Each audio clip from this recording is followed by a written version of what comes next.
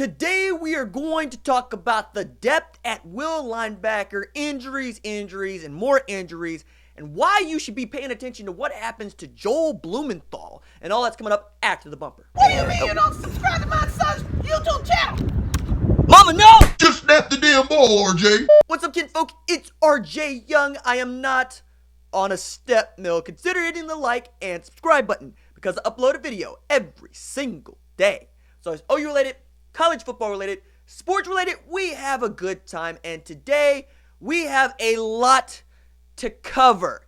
We're going to start with what you probably already know if you follow Oklahoma football closely, which is not one injury, but three really, one that's not really that significant. Let's start with that one. Jayden Hazelwood was seen in a boot, right? Nobody wants to see any player in a boot, specifically a 5-star wide receiver, the likes of which might be able to help you in 2019 in a boot. Lincoln Riley was asked about it, said, look, really not that big a deal. He's going to come out of it. It was a minor injury. We're being cautious. And I think that's the thing to get across about spring football. 15 practices. That's all you got. And it's March and April. You do not want to take any chances whatsoever with any of your players. Not the guys that are walk-ons, not the guys that you expect to be heavy contributors at the start of the season. Why? What is the benefit of getting somebody hurt at this stage? And we're going to get in a little bit more about that. But I understand anytime you see a kid in a brace or in an ankle boot, you're going to get a little tight. I was asked repeatedly, why was Tanner Mordecai and Jalen Hurts in a brace? The next day, they weren't in a brace. I'm really thinking this is all precaution, and it has to be. And I don't blame anybody for wanting to know what the question or what the answers are to those questions. But I also just want to keep in perspective, it's April, man. I'm just not into spring ball the way that I used to be into spring ball. And maybe it's because at the time that I was in the spring ball, I was 17, I was 21, I was 24. I was covering the sport every day full time. But even covering the sport every day full time now, I understand it's spring football. Maybe it's that I'm in my early 30s and I'm looking at life insurance and I'm getting to the point where I'm trying to buy a house and, I'm looking at my IRAs and going, did I put enough in there to count against my taxes? All of that, I think, goes in you're thinking about spring ball doesn't really matter as much as we would like it to, except when we're talking about significant surgery-needing injuries. And you got two of those. Caleb Kelley and Jordan Kelley suffered what Oklahoma calls in its press release lower body, lower leg injuries. Now, for perspective on that, Rodney Anderson's injury was called a lower leg injury, tore his ACL. Marquise Brown's injury was called a foot injury, lower leg injury, needed Liz Frank surgery. All right? I understand wanting to protect the kids for their NFL future and not wanting to put out information that you would better want discovered in a medical exam, in a physical by a licensed physician at, say, an NFL draft or by the team doctors at private workouts. I also don't necessarily think that, that information is going to change one way or the other once you get there. Once you tore your ACL was torn. There's no hiding that fact. And when you're talking about Caleb Kelley and Jordan Kelley, the reason that this is despicable, honestly, is we all wanted to see Caleb Kelley play, man. We all wanted him to have an awesome year. It's a guy who's been up and down throughout his career. He's played in 37 games. He started in 24. And you wanted to see what a 5-star linebacker like him would look like if he could put it all together with 1 year of not just healthy play, but outstanding, top of the depth chart kind of football. He's the kind of space linebacker that seemed to be the dude that was going to have to make a decision about, is he an inside linebacker or is he a safety with the way that football is being played defensively now? You're playing more nickel. You're going with more than 4 defensive backs in your secondary. You're playing with 2 guys, for the most part, as your second line, your middle and your will. And the way that Caleb Kelley's built, you never actually knew what he played because the Sam linebacker, and I wrote about this last year, and I made a video about this last year, is just kind of gone. It's a position that you can take on and off the field, and if it's a position that you can take on and off the field, it's not crucial to what you're doing, right? It's kind of like with special teams. You can take those guys on and off the field if you want to. Not necessarily something you have to have. So I look at Caleb Kelley's play, and I said, man, if he could figure it out at will, and perhaps start next to a Kenneth Murray Jr., or for some of y'all, a DaShaun White, that's for the best for everybody. But now that it seems he needs surgery, he does need surgery, and he's going to be out for several months, we're talking about could he be back in time for August 31st?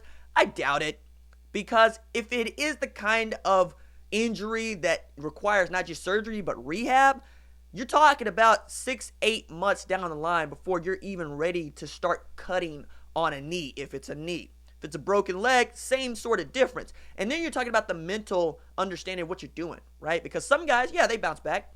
They understand. They're not afraid.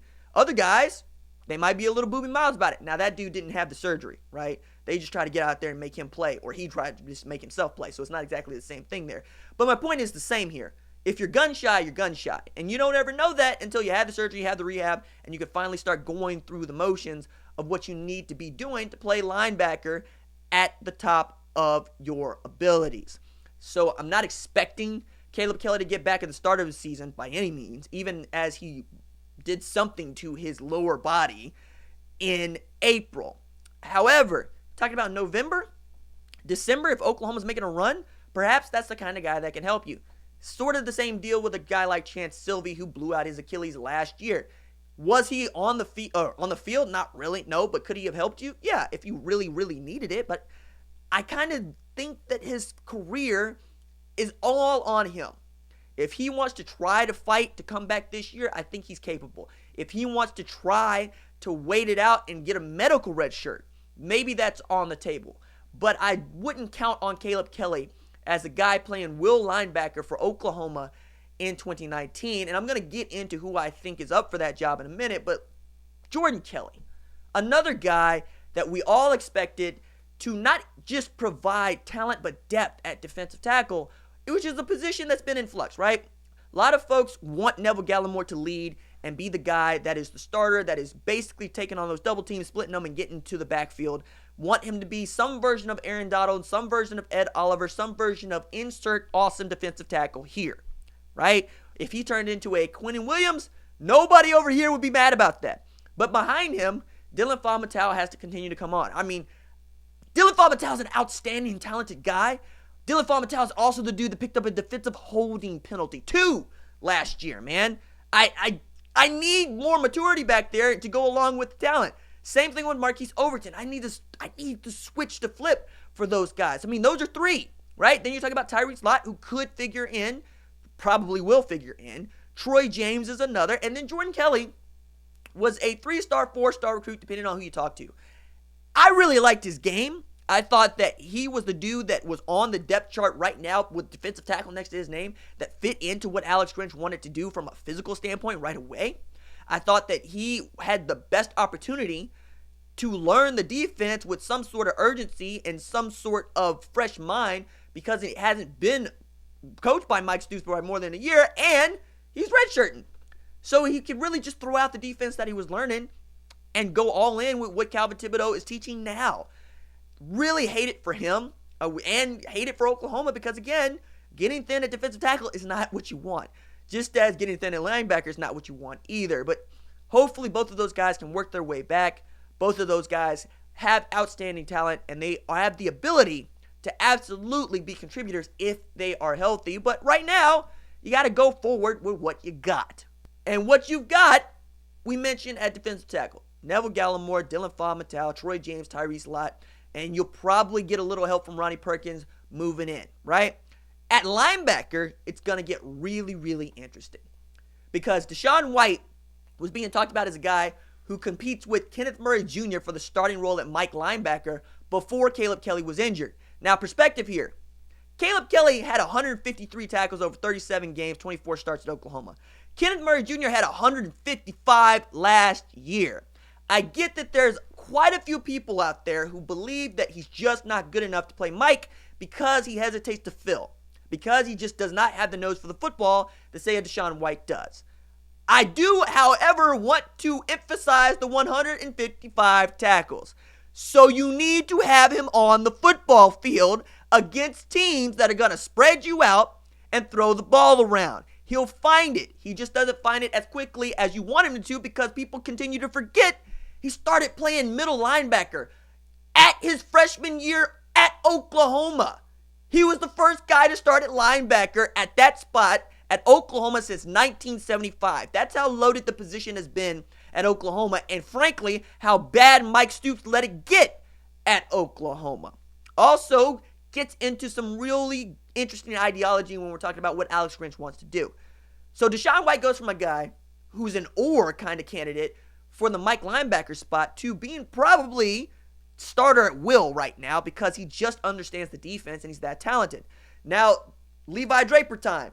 Wanted it to be so, but apparently Brian Mead is performing well. And Brian Mead is being talked about as a guy who can play Mike linebacker or will linebacker. So now you've got 4 guys in the mix.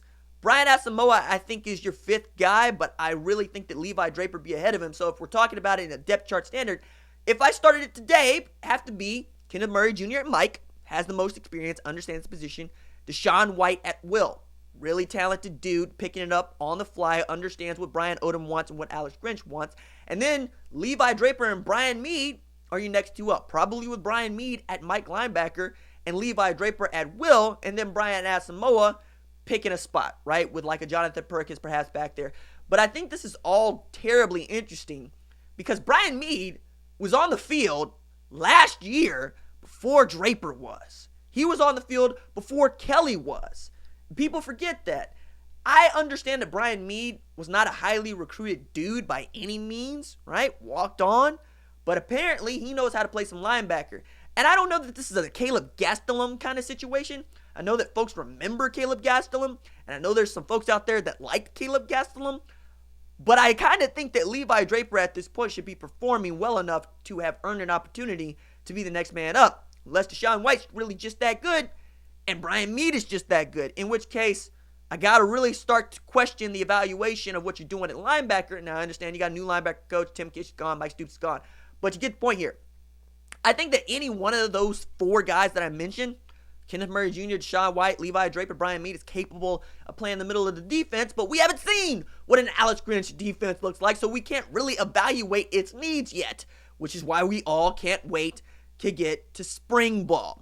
And that on the way to spring ball, right, let's continue to talk about things like the NFL draft. Joel Blumenthal is an interesting dude. He's interesting if for no other reason than David Robinson got him into pro day at Oklahoma. Not San Antonio Spurs, David Robinson. David Robinson played wide receiver at Oklahoma, didn't do much as wide receiver at Oklahoma, turned into a pro wide receiver coach and individual coach with guys like Emmanuel Sanders, guys like Antonio Brown. There's a little bit of, I don't know, salesmanship to this because if you can coach, you can coach. And if you're a great individual coach, fine. But if you're a great individual coach, wouldn't you be associated with some individual team with some position coaching pedigree? Not wanting to really get into it, except to say Joel Blumenthal DM'd his tape to David Robinson, asking if he would help him become a better wide receiver. David Robinson took him on and perhaps made him a bit better wide receiver, but definitely got him invited to Oklahoma's pro day because Kyler Murray just frankly didn't have enough wide receivers to go out there. I mean, we're talking about guys like Jarvis Baxter being out there with Blumenthal and Charleston Rambo. Not exactly, the kind of wide receiving core that you expect Kyler Murray to have around him at Oklahoma, let alone in the NFL. But Joel Blumenthal also dropped 4.5 in the 40, which turned a lot of heads. This is a guy who was a quarterback locally in Oklahoma, went to Butler Community College, where he came out with guys like Anthony Johnson, went to Buffalo, Miles Gallup, who played at Dallas, with the Dallas Cowboys, and then Chris Carson. All he did was start for the Seattle Seahawks, right? Turned out he has some issues with his shoulder, turns into a wide receiver because he just wants to get on the football field, and now we're talking about this guy in the way that people talked about Julian Edelman. Why? Because he's as good an NFL prospect quarterback as Julian Edelman was at quarterback, which is to say he get drafted in the 7th round as a wide receiver. Maybe Joel Blumenthal doesn't even get drafted. But when you talk about Julian Edelman, you have to talk about Wes Welker, you have to talk about Deion Branch, you have to talk about the Patriots slot guys and what it means to be a slot guy in the NFL today. I think that Bruce Feldman actually hit on something, which is Wes Welker's 40 times 4.65. Julian Edelman's 40 times like 4.52, so comparable to a Joel Blumenthal. But what Julian Edelman does better than any of those other slot guys that I mentioned is he's a hoss. He's strong. And he's gritty. He's the kind of dude that looks at CJ Mosley over the middle and says, I will crack back the hell out of that dude. Those guys playing slot receiver, they ain't really exist.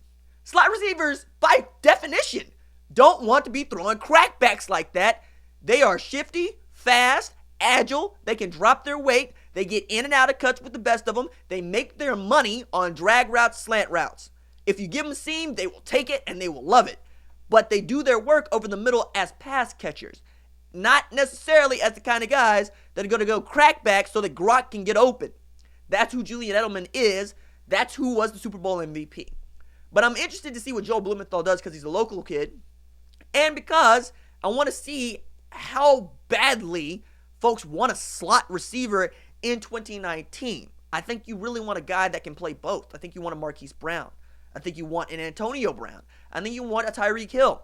I think you want the guys that can stretch the field, but also can move inside. Brandon Cooks, right? With hands.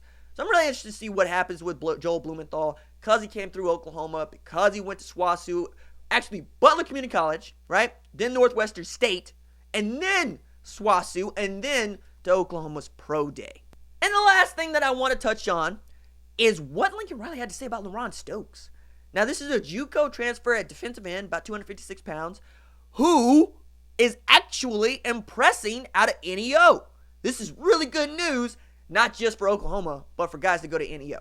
There was a time when to go to Northeastern Oklahoma as a football player was to come out as a Division I candidate. NEO used to pump out dudes. I mean, I think the most famous guy that you might know of is Jeremy Shockey. Although I'm sure in the comments, the old heads is going to drop a bunch of NEO references in here. And we're going to be talking about the Norsemen for a very long time. I was up at NEO one time, and it wasn't for no football. I was up there for Boys State, okay? I was up there for Boys State, and I was up there with a couple dudes that were planning to go to NEO to play football. I played football in high school. I'm like, cool. Let's go out there and throw the ball around.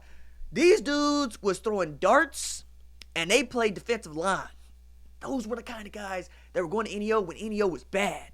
Can you imagine what it would be like if a guy like Laron Stokes came out of NEO and turns out to be actual good, and the recruiting comes up, and then you get to go back into NEO as Oklahoma and keep pulling out dudes? Man, I remember dudes like Sheldon Wilson. I wanted that dude to be so good. Just couldn't get together because to watch him play halfback was be like, oh, cool, Eric Dickerson is playing at Anadarko. Anyway, we can continue to go on, I'm sure, about dudes that were high school legends, and I'm going to get inundated with comments about your high school legend. And cool, bring it. But I'm just telling you, when I was up there, dudes could still play football, and the football team wasn't very good. Now Laron Stokes is doing all the things that you need him to do at Oklahoma. And Lincoln Riley's going, I trust him. He trusts a JUCO guy that just got here in January. Think about how difficult it is to earn the trust of your coaches when you haven't been in their system, when you spent 2 years of eligibility already, and you're expected to contribute right away. And apparently, he's even further ahead than you expect JUCO guys to be. And on that defensive line, where we're going to see a lot of moving and shaking, I'm really interested to see how much Laron Stokes actually figures into their plans. Because again, it's April. Could be bad by August. We won't know until August. Another interesting aspect to the pass rush is Ryan Jones moving to rush in. I like me some Ryan Jones. Put Ryan Jones on the field. Let Ryan Jones do what he knows how to do. You know who we haven't heard a lot about, though? Jalen Redmond, I understand with the blood clots, right? But we haven't heard about him. Haven't heard a lot about Mark Jackson.